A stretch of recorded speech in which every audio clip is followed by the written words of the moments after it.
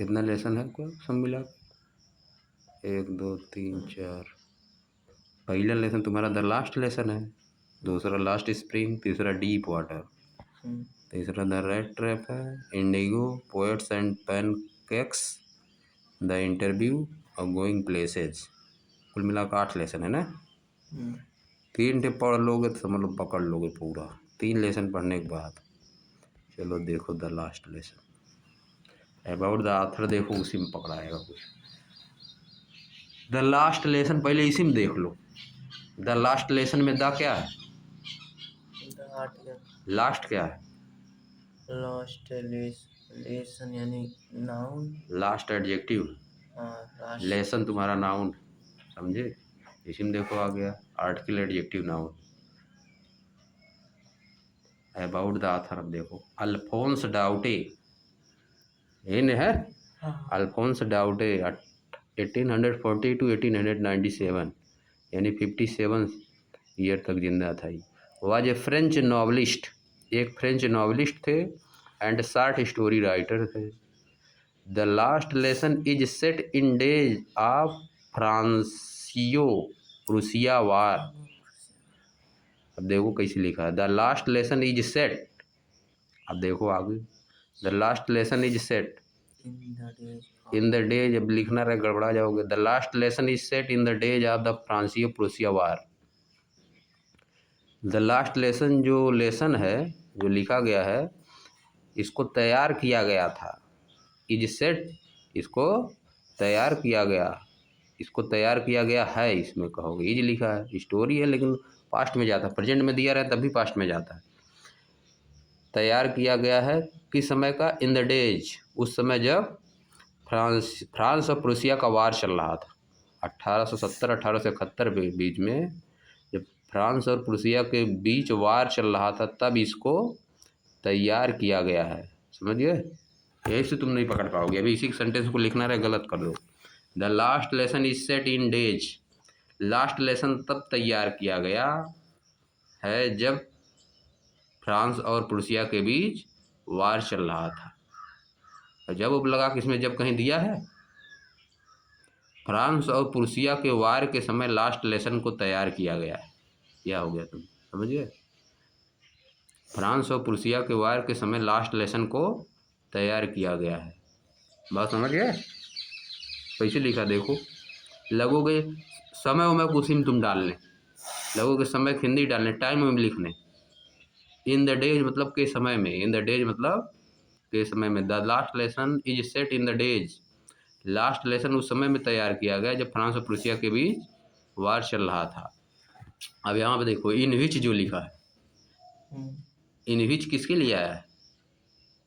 France और Prussia के बीच वार के लिए आया है। समझिए? लास्ट लेसन के लिए थोड़ा ना आया है, किसके लिए आया है? फ्रांस और प्रूसिया के बीच वार के लिए, जिसमें, इन विच मतलब जिसमें मतलब किसमें? फ्रांस और प्रूसिया के बीच वार में। समझ गए? ऐसे लिखा देखो, ऐसे तुमको भी जोड़ देना है आगे, इन विच, जिसमें कहीं तुमको आ रहा है उसमें जोड़ देना। इन विच फ्रांस वाज डिफीटेड, जिसमें फ्रांस जो है हरा दिया गया, जिसमें फ्रांस क्या है? हरा दिया गया। वाज डिफीटेड, हार नहीं गया, ऐसी हुआ है। इन विच फ्रांस वाज डिफीटेड, जिसमें फ्रांस को हरा दिया गया था। समझिए? बाय प्रूसिया, प्रूसिया के द्वारा फ्रांस को हरा दिया गया था। अब देखो आगे लिखा लेड बाय बिस्मार्क, या देखो कैसे लिखा है, लेड बाय बिस्मार्क मतलब जो वार था उसका नेतृत्व कौन कर रहा था? बिस्मार्क कर रहा था। बिस्मार्क नाम कोई सोल्जर रहा होगा, है कि नहीं, सैनिक, मतलब उसका मेन आदमी रहा होगा, जो वार लड़ा जा रहा था उसका मेन आदमी रहा होगा ना बिस्मार्क। तो लिखा है लेड बाय बिस्मार्क, यानी जो युद्ध हो रहा था उसका लीड कौन कर रहा था? बिस्मार्क कर रहा था। प्रूसिया की तरफ से वार को लीड कौन कर रहा था? बिस्मार्क। यह गलत कर दोगे तुम, लेड बाय बिस्मार्क। लीड का सेकंड फॉर्म है, LEAD होता है लीड, लीड का सेकंड फॉर्म है लेड, लेड बाय बिस्मार्क, यानी उसका नेतृत्व कौन कर रहा था? बिस्मार्क कर रहा था। वार वाज लेड बाय बिस्मार्क। समझ गए बात? प्रूसिया देन कंसिस्टेड प्रुसिया तब समाहित करता था, यानी प्रुसिया के अंदर आते थे क्या क्या चीज़। कंसिस्ट मतलब होता है समाहित करना। Prussia then consisted of, Prussia तब समाहित करता था यानी प्रुसिया के अंदर आते थे क्या क्या चीज़। Of what, now are the nations of Germany, Poland and part of Austria, ये सब आते थे। प्रुसिया इन सब चीज़ों को समाहित करता था। किनको किनको, चीज़ नहीं है, ये सब देश का नाम है कि नहीं। Prussia then consisted of what now are, of what now are, जो इस समय जो हैं, इस समय जो जिनको क्या कहा जाता है उन नेशंस को, Germany, Poland and part of Austria, ये सब किसके पार्ट थे तब, प्रुसिया के पार्ट थे, समझे। इन दिस स्टोरी, इस कहानी में, द फ्रेंच डिस्ट्रिक्ट, देखो आपसे जोड़ दिया, of Alsace and Lauren, France के डिस्ट्रिक्ट हैं अल्सास और लारेन, है पास्ट इनटू प्रूसियन हैंड्स। इस कहानी में जो वार वाली कहानी, इसमें वार हुआ है ना, इस कहानी में क्या है, फ्रेंच का जो ज़िला है, डिस्ट्रिक्ट, दो ज़िला अल्सास और लारेन, वो किसको दे दिया गया, प्रुसिया के हैंड में चला गया, यानी प्रुसिया के कब्जे में चला गया, समझ गए, प्रुसिया को दे दिया गया। रीड द स्टोरी, कहानी को पढ़िए, टू फाइंड आउट मतलब जानने के लिए, what effect this had on life at school, इस कहानी को पढ़िए जानने के लिए कि इस वार का इफेक्ट क्या हो गया स्कूल की लाइफ पे क्या इफेक्ट हुआ। जो फ्रांस में स्कूल थे वहाँ के स्कूल की लाइफ पर इस वार का क्या इफेक्ट पड़ा था, इसको जानना इसमें, समझ गए। देखो इफेक्ट दो होता है, गड़बड़ा दोगे, इफेक्ट होता है, एक अफेक्ट होता है। इफेक्ट हो, यहाँ पर तुम्हारा नाउन है, इफेक्ट क्या है, और अफेक्ट होता है वर्ब, AFFECT, ई को ए बना दोगे तो अफेक्ट हो जाएगा। आगे देखो, notice these expression in the text, आगे टेक्स्ट में ये सब आएगा, उसको नोटिस करना जहाँ जहाँ पे आएगा कि इसका मीनिंग क्या है। Infer their meaning from the context, context के हिसाब से मीनिंग निकालना है। देखो क्या चीज़ है, बात पकड़ पा रहे हो नहीं, लिखा क्या है, क्या लिखा बताओ। I started for school very late,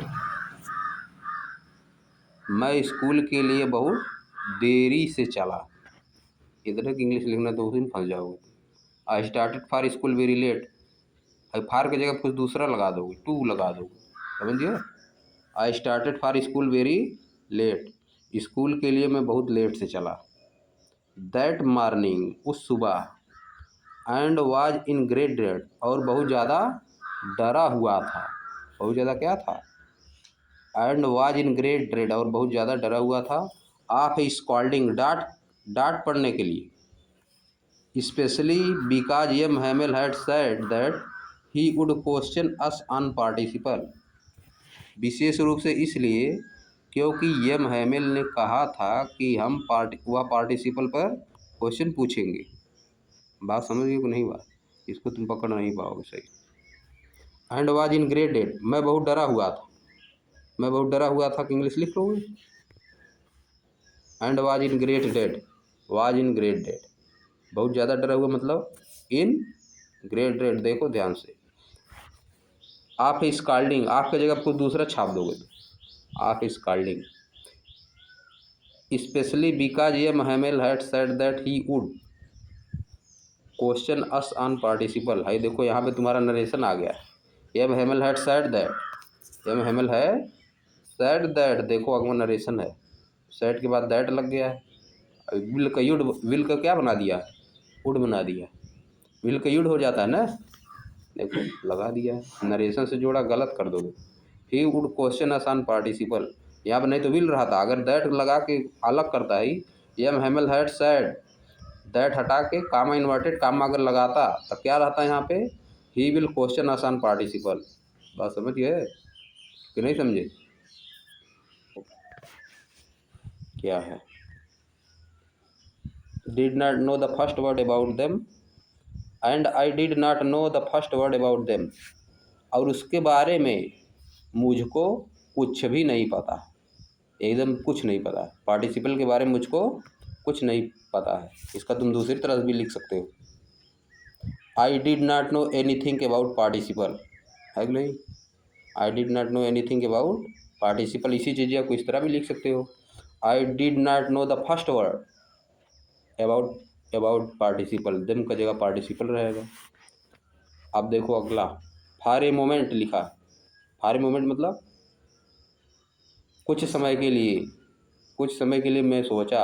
अगर तुम्हारे दिमाग में आएगा कुछ समय के लिए तो तुम लिखोगे फॉर सम टाइम, तुम ही लिखोगे, फॉर ए मोमेंट लिख ही नहीं पाओगे, समझिए कि लिख लो,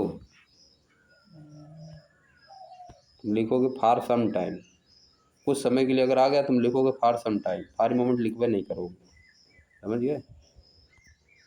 यहाँ पे देखो लिखा है फॉर ए मोमेंट यानी कुछ समय के लिए, कुछ क्षण के लिए। आई थाट मैं सोचा, आप देख लो यहाँ पे प्रीपोजिशन प्लस वर्ब का आईएनजी फॉर्म जोड़ दिया, देखो वही चीज़ एडजेक्टिव वाला।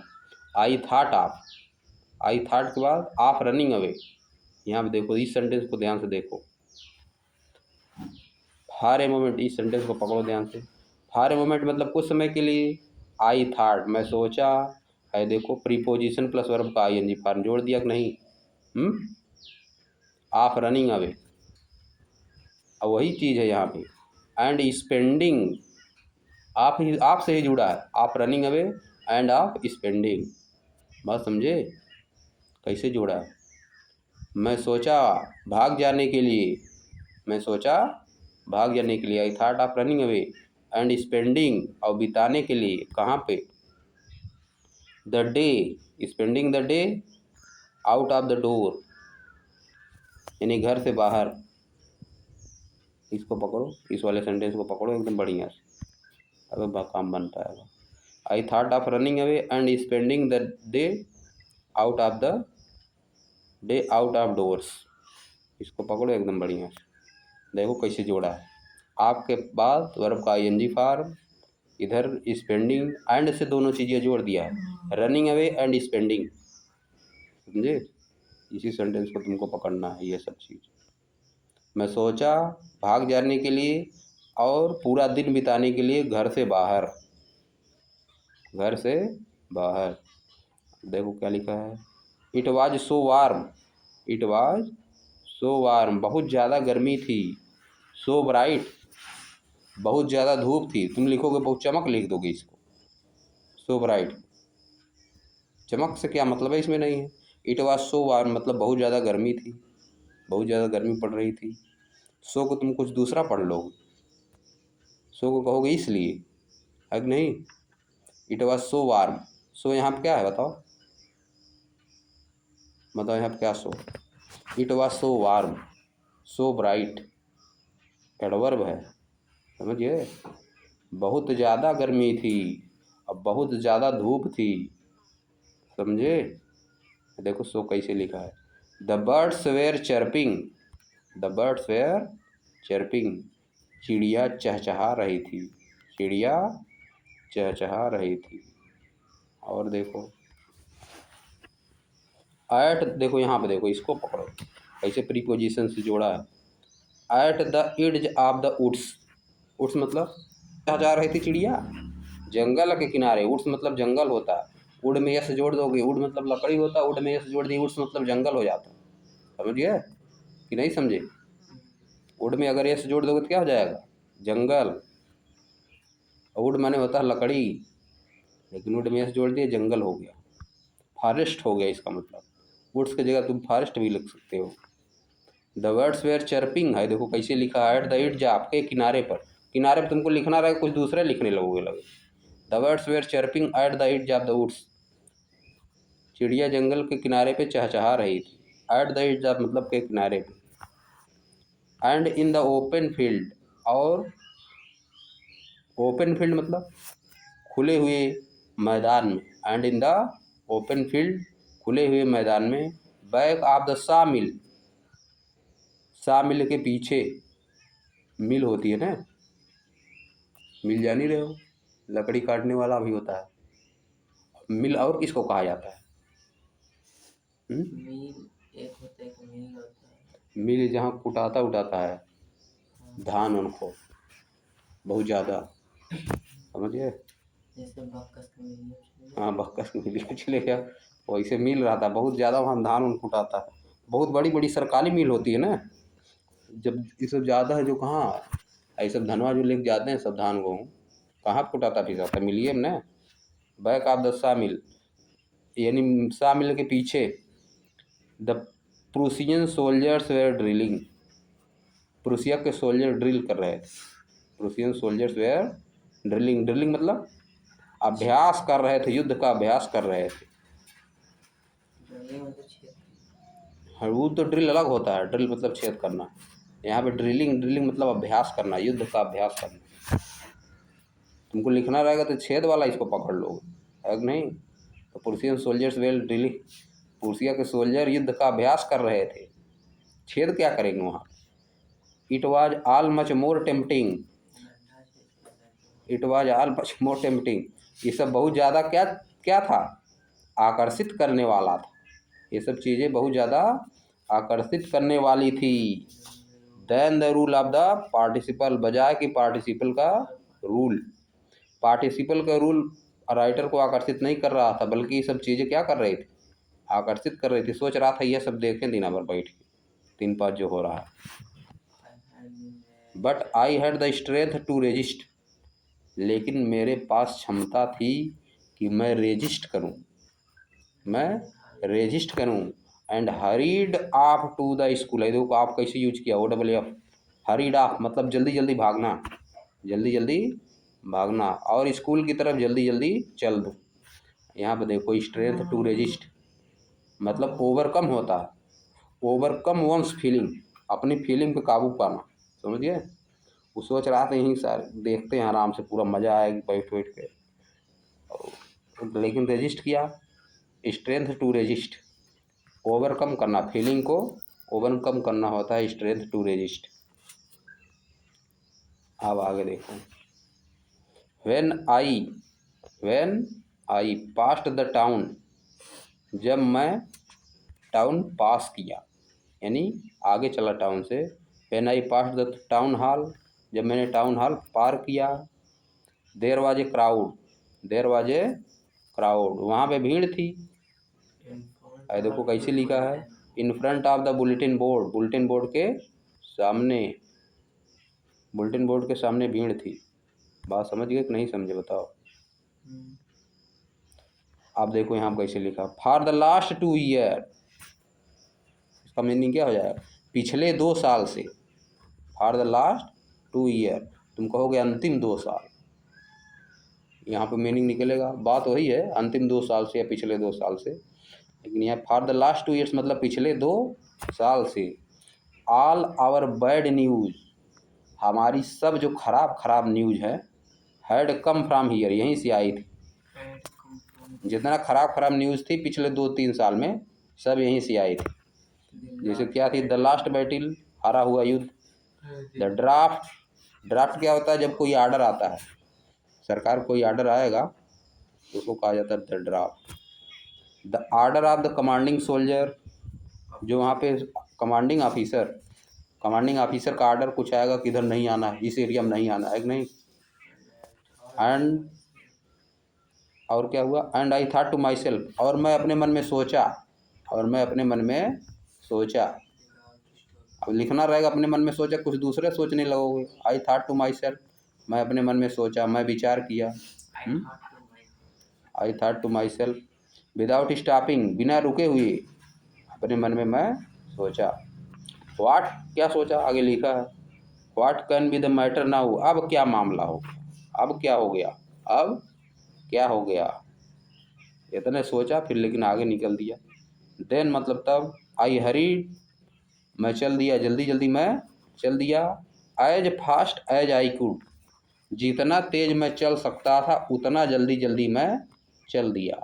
अब देखो इतना जितना, इतना उतना सेंस आ गया, मैं जितना तेज चल सकता था उतना तेज चल दिया। I hurried by as fast as I could, तुम दूसरा लिखने लगोगे यहाँ पे, as fast as I could. अब देखो आगे, the blacksmith, blacksmith मतलब लोहार, द ब्लैक स्मिथ, देखो यूज किया यहाँ पर 5वां वाले, द ब्लैक स्मिथ लिखा है, फिर कामा लगा के देखो बगल में लिख दिया वास्टर है, देखो सब कामा कामा लगा के लिखा, सब एडजेक्टिव है, सब adjective phrase. Then as I hurried by as fast as I could go, फिर आगे देखो द ब्लैक स्मिथ, अब उसके बारे में दे दिया, ब्लैक स्मिथ के बारे में। वास्टर उसका नाम क्या था, वास्टर, कामा लगा के लिखा नहीं, एक पॉइंट बताए थे ना, कामा कामा लगा के लिखता है एडजेक्टिव में, देखो कामा कामा लगा के लिखा है। द ब्लैक स्मिथ यानी लोहार है, देखो वास्टर के कुछ मीनिंग नहीं होगा यहाँ पे, डब्लू कैपिटल है, देखो उसका नाम है वास्टर, किसका नाम है, ब्लैक स्मिथ का, लोहार का नाम है वास्टर, समझे। फिर देखो हु वाज देयर, किसके बारे में लिखा है, वास्टर के बारे में, जो वहाँ था, जो वहाँ था। अब लिखो कौन करने, इसका मतलब हु का मतलब कौन लोगों को निकालने, तो गड़बड़ा जाएगा ना, कौन वहाँ था तो गड़बड़ा जाएगा, जो वहाँ था वही था blacksmith, who was there, समझिए। विथ हिज अप्रेंटिस, अपने अप्रेंटिस के साथ, अप्रेंटिस किसको कहा जाता है, चेलवा के साथ अपने, समझिए, चेला जिसको सिखाता है उसको कहा जाता है अप्रेंटिस, कोई भी चीज़ कहीं भी सीखेगा तो उसको अप्रेंटिस कहा जाता है। अब जब नहीं सब रहते हैं, लोहार वहार के पास काट है, और गाड़ी वाड़ी जहाँ बनती है सब नहीं रहते हैं, वह सब होते हैं अप्रेंटिस, उसी को कहा जाता है apprentice. Then as I hurried by as fast as I could go, तब मैं जितना जल्दी चल सकता हूँ उतना जल्दी किया, फिर उसी में चलते चलते देख रहा है the blacksmith, black Smith जिसका नाम था वास्टर, वहाँ पे था, किसके साथ था वह, विथ हिज अप्रेंटिस, अपने अप्रेंटिस के साथ, ऐसे कामा कामा लगा लिख दिया जाता है, जोड़ ना रहे जो चीज़, समझिए। रीडिंग द बुलेटिन, बुलेटिन पढ़ रहा था, जो बोर्ड पे लिखा था उसको पढ़ रहा था, बात पकड़ पाएगा नहीं, कैसे लिखना है, देखो आगे पढ़ोगे तो पकड़ लोगे। कॉल्ड आफ्टर मी, मुझको बुलाया, कॉल्ड आफ्टर मी मतलब मुझको बुलाया, क्या किया वो, कॉल्ड आफ्टर मी मतलब मुझको बुलाया। अब देखो क्या बोल रहा है, डोंट गो सो फास्ट, इतना तेज मत जाओ, इतना तेज मत जाओ, बी यू बी बब मतलब होता है बॉय, इतना तेज मत जाओ, लड़के इतना तेज मत जाओ, है देखो लिखा है you will get to your school, है देखो गलत कर दोगे तुम, you will get to your school, फिर क्या लिखा है, you will get to your school in plenty of time, तुम पर्याप्त समय रहते हुए स्कूल पहुंच जाओ, यानी समय से पहुंच जाओ, प्लेंटी ऑफ मतलब पर्याप्त, बहुत ज़्यादा, इन प्लेंटी ऑफ टाइम, बहुत ज़्यादा पर्याप्त समय, तुम स्कूल समय से पहुंच जाओ, इसको याद कर लो। इन प्लेंटी ऑफ टाइम एक होता है, इन प्लेंटी ऑफ और प्लेथोरा ऑफ दो चीज़ होता है, समझिए, प्लेथोरा ऑफ भी होता है बहुत ज़्यादा, तुम्हारे पास बहुत ज़्यादा टाइम है, तुम स्कूल समय से पहुंच जाओगे, तुम स्कूल समय से पहुंच जाओगे, किसी को बोलना हो तो तुम गलत लिखोगे, पक्का गलत लिखोगे, you will get to your school in time, इतना लिखोगे, you will get to your school in time. अब आगे देखो, आई थाट, मैं सोचा, he was making fun of me, वह मेरा मजाक बना रहा, वह मेरा मजाक बना रहा था, राइटर सोचा कि जो ब्लैक स्मिथ है उसका मजाक बना रहा था। And reached M Hamel's little garden all out of breathing, और पहुंचा यम हेमल के स्कूल में, यम हेमल के स्कूल में पहुंचा एकदम हाँफते हाँफते, ऑल आउट ऑफ ब्रीथिंग मतलब हाँफते हाँफते, ऑल आउट ऑफ ब्रीथिंग मतलब हाँफते हाँफते, एकदम हाँफ रहा था जब पहुंचा। And reach the M Hamel's little garden all out of breathing, M Hamel के स्कूल में पहुंचा जहाँ पढ़ा रहे थे, हाँफते हाँफते पहुंचा। फिर आगे देखो, एजुअली सामान्य तौर पर, माने प्रायः, सामान्य तौर पर या प्रायः, व्हेन स्कूल बिगेन, जब स्कूल शुरू होता था, जब स्कूल शुरू होता था, पास्ट इंडिफिनिट है ना, there was a great bustle, there was a great bustle. बहुत अफरा तफरी होती थी स्कूल में, वहाँ पे बहुत अफरा तफरी। जब स्कूल शुरू होता है तो अक्सर स्कूल में बहुत अफरा तफरी होती है। बस्टर मतलब अफरा तफरी। Which could be heard out of the street, जो कि उसके बगल में, जो स्कूल के बगल में गलियाँ होती हैं उसमें सुना जा सकता है। अफरा तफरी को स्कूल के बगल की गलियों में सुना जा सकता है, नहीं शोर होता है। The opening and closing of the desk, देखो ये भी लिखा है वही चीज़, वर्ब का आईएनजी फॉर्म से जोड़ जोड़ के। Opening and closing of the desk, desk का खोला जाना और बंद किया जाना, डेस्क का खोला जाना और बंद किया जाना। और क्या, lesson repeated in unison, lesson को रिपीट करते हैं, जो छोटे छोटे लड़का सब होते हैं लेसन को एक साथ रिपीट करते हैं, चिल्लाते हैं। Lesson repeated in unison, lesson को एक साथ रिपीट करते हैं। तुमको गलत पढ़ने लगे? में सर आ रहा है लेकिन देखना होगा तब। तो वही तो कह रहे हैं, पर ध्यान से उसको देखना पड़ेगा, समझिए। Lesson repeated in unison, lesson को एक साथ रिपीट किया जाता है। लेसन रिपीटेड इन यूनिसन है, देखो थर्ड के फॉर्म के साथ जोड़ दिया ना, लेसन है, देखो रिपीटेड इन यूनिसन, किसी प्रीपोजिशन का यूज नहीं किया, रिपीटेड, रिपीट करे सेकंड फॉर्म रिपीटेड हो गया, समझ गए। Lesson repeated in unison, lesson एक साथ रिपीट किया जाता है। तुम लोगों को कुछ जोड़ने, लेसन रिपीटेड इन यूनिसन है, देखो इसको ऊपर जो लिखा है आईएनजी फॉर्म से जोड़ा, the opening and closing of desk, समझ गए। डेस्क का खोला जाना और बंद किया जाना, इधर उधर किया जाना। वेरी लाउड, बहुत तेज, बहुत तेजी से। लेसन कैसे रिपीट किया जा रहा, बहुत तेजी से। Lesson repeated in unison very loud, lesson बहुत तेजी से रिपीट किया जाता है एक साथ, बहुत तेज आवाज़ में है। देखो वेरी लाउड को कैसे लिख दिया, कामा कामा से अलग करके लिख दिया, ऐसे लिखना है। अब देखो फिर क्या लिखा है, with our hand over our ears, हमारे हाथ कहाँ होते हैं, हमारे कानों पे। इतना तेज आवाज़ आती है तो हाथ कहाँ होते हैं, कानों पे। टू अंडरस्टैंड बेटर, अच्छी तरह से समझने के लिए।